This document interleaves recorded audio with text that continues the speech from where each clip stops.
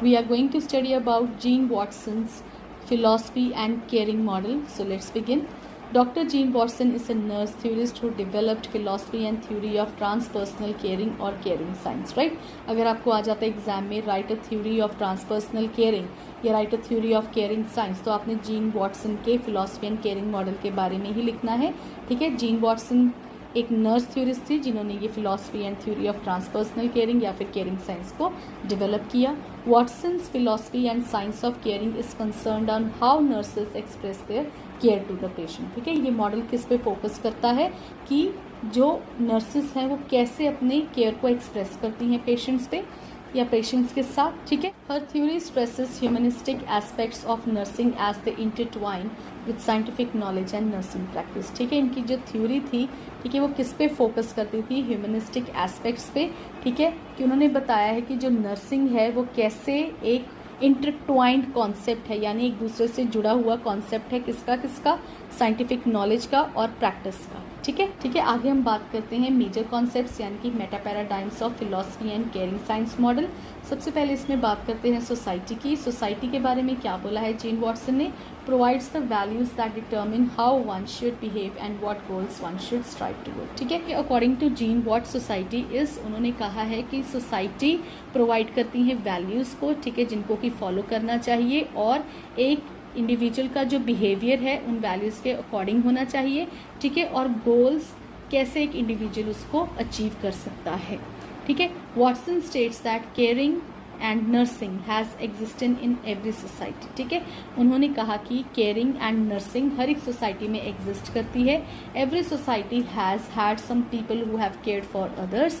A caring attitude is not transmitted from generation to generation by genes, it is transmitted by culture of the profession as unique way of coping with its environment, ठीक है। हर society में ये जो caring है, nursing है, exist करती है, ठीक है।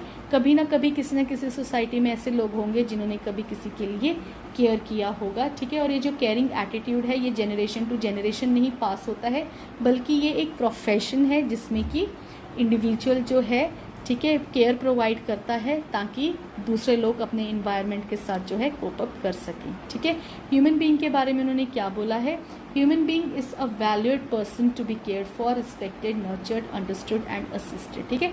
ह्यूमन बीइंग के बारे में उनकी क्या राय थी कि वो एक पर्सन ऐसा है जिसको केयर प्रोवाइड करनी है, रिस्पेक्ट करनी है, जिसकी नरिशमेंट प्रोवाइड करनी है, जिसको समझा जाना चाहिए, जिनके परसेप्शंस को और उनकी फीलिंग्स को समझा जाना चाहिए एंड जिनको असिस्टेंस की रिक्वायरमेंट होती है, ठीक है। आगे बात करते हैं हम हेल्थ की, ठीक। Health is the unity and harmony within the mind, body and the soul, ठीक है। हेल्थ के बारे में क्या बोला है वॉटसन ने कि जब माइंड, बॉडी एंड सोल जो है आपस में यूनाइटेड है और उनमें शांति है, पीस है, हार्मनी है, उसको हम बोलते हैं हेल्थ, ठीक। आगे अब नर्सिंग के बारे में क्या बोला है उन्होंने, nursing is concerned with promoting health, preventing illness, caring for the sick and restoring health, ठीक है। नर्सिंग क्या है जीन वॉटसन के अकॉर्डिंग, कि हेल्थ को प्रमोट करना, इलनेस को प्रिवेंट करना, ठीक है, जो बीमार है उनकी केयर करना और उनका जो हेल्थ है दोबारा से रिस्टोर करवाना, उसको नर्सिंग बोलते हैं। We are going to talk about 10 primary carative factors according to Jean Watson and what are they.